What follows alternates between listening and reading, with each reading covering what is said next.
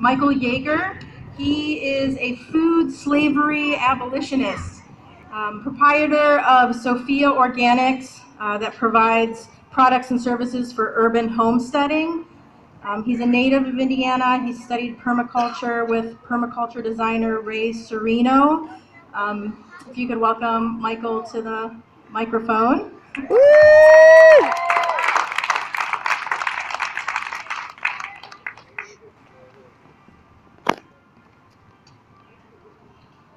Thank you, Angie. A round of applause, please, for Angie Capretti.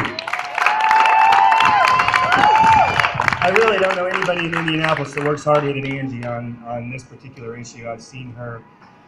Some of you may recognize me from the produce department at Whole Foods up in Nora. Just those of you that know about this issue know how important it is to eat organically and how few options there are to eat organically right now. So that's where I've been parked for the last 3.5 years. So thank you.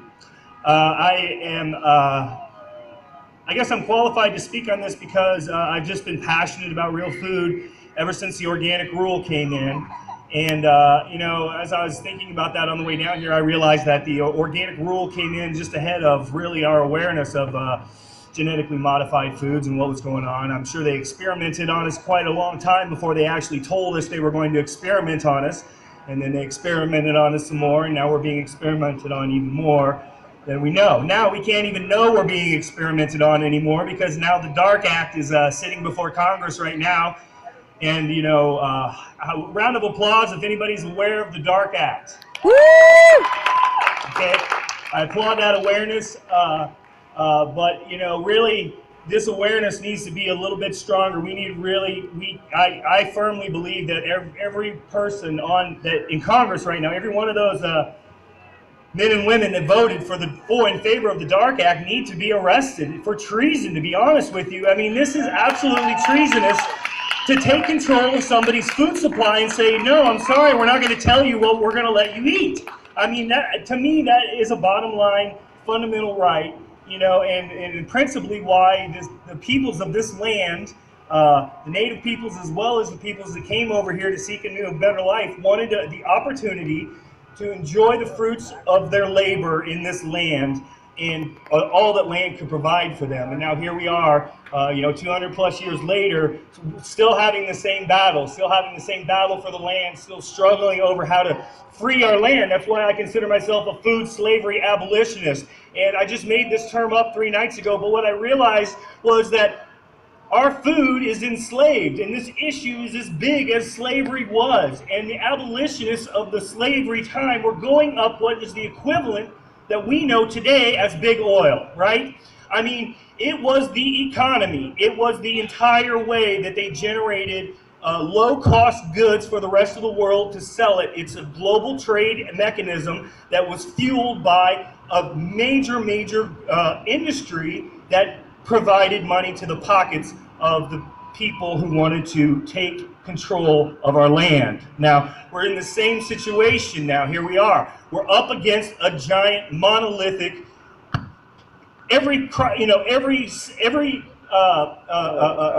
in the union has fields that are just growing and growing. I mean, 95% of Indiana's crop, last time I checked, 95% of Indiana's crops were growing traditional corn for feedstock to the livestock industries, which most of the livestock don't even eat, so they have to engineer hormones to inject to some of these animals just so they can force feed them this food that's grown cheaply, and they want to do it even cheaper. I mean, and that's the bottom line behind GMOs. They don't want people to have to work the fields. They don't want people on the land. They want to replace it with foods that require 1 or 2 sprayings, period, and they want to maximize their yield by spraying right at the end of the growing crop, right as the fruit is coming on, to maximize fruit production.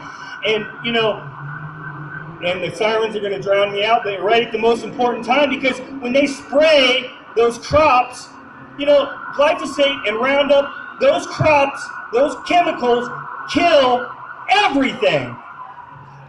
Everything. Yes, it kills everything. That's a truth I'm speaking. Thank you for applauding the truth, because I don't want people to misunderstand that we don't want to kill everything. I mean, clearly, what they have to do is engineer a plant to not die under this one chemical, right?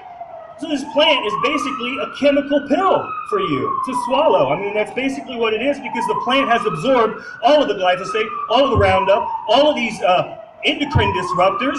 I mean, if you care not only about your children, your children's children, I mean,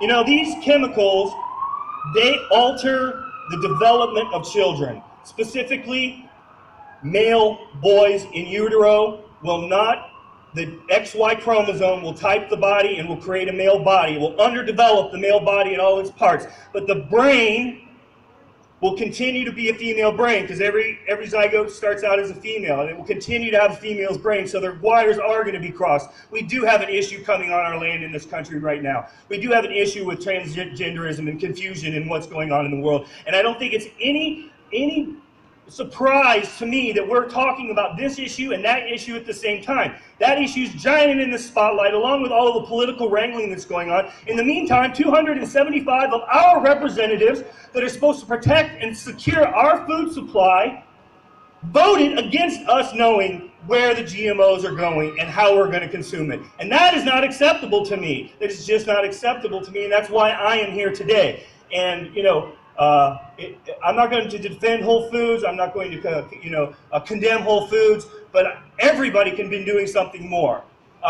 You know, quite honestly, if the Dark Act takes traction, and if Monsanto continues to win victories, or continues to file suit and tie up states and legalities over banning things like glyphosate, or calling them cancerous and saying what they are and telling them the truth and then being censored for it, if that continues to happen, I mean, I lost track where I was going, but the bottom line is those congressmen that voted in favor of that atrocity need to be held accountable right now, before the end of their term, before an election. You need to get a hold of somebody, a sheriff, somebody outside that is willing to work within the system to go and arrest those guys. Find a reason to get in there and arrest them for voting for that Dark Act, to be quite honest with you. I mean, are we going to let this continue? I mean, are we going to let this continue? Seriously. I mean, can you go home and call your congressmen? Can you get the list from the website? Can you call them? Can you write them? Can you tell your friends and your neighbors, your middle to upper class friends and relatives who may or may not be here? It doesn't matter what your class is, but I'm telling you, if we don't start divesting and take Monsanto down right now, we're not going to have a chance. But I will say this. Our fight is going to get a little bit harder, because Bayer has made an offer to buy Monsanto. Some of you might know this. And what's that's going to do? Yeah. Takes to the big pharma. They just, look, it's just a cat and mouse game. They're just going to sell the company. They're going to divide it up, because it's the economic thing to do. And the GMO issue will be dispersed into like 5 or 6 different companies that we won't be able to attack all at once. You know, we won't be able to have a march against Monsanto. You know, we won't have that alliteration to fight against, you know. We're going to have to take this fight into the woods where they're going to go run. We need to go after Scott's. I mean, Scott's Seed Company, everybody's front lawn, basically funded the gene gun technology. That gene gun was invented by Scott's Turf Builder Company, the Scott's Lawn Care. Everybody knows it, you know, it seems kind of innocuous, but that company actually owns the technology. They own the patents, and Monsanto leases it from them, okay? So they're actually the monster we should be going after. We should be, like, you know, stalking Scott's. That's what we should be doing, you know, instead of marching Monsanto. But you know what? We're doing what we can, what we think we know we can do. So let's continue to keep doing that. Let's continue to march against Monsanto. Let's not let ourselves be discouraged, and let's continue to fight against them. Tell your friends, tell your neighbors, divest in the investments, and pray. Pray to the Almighty Lord, the sovereign of the universe, who is allowing or disallowing anything based on our will and our mindset. And that's my belief, my strongest belief, that this is a spiritual matter. This is a deeply, deeply, deeply rooted spiritual matter. And the natives of this land worship Yahweh, Yahshua, when they heard his name.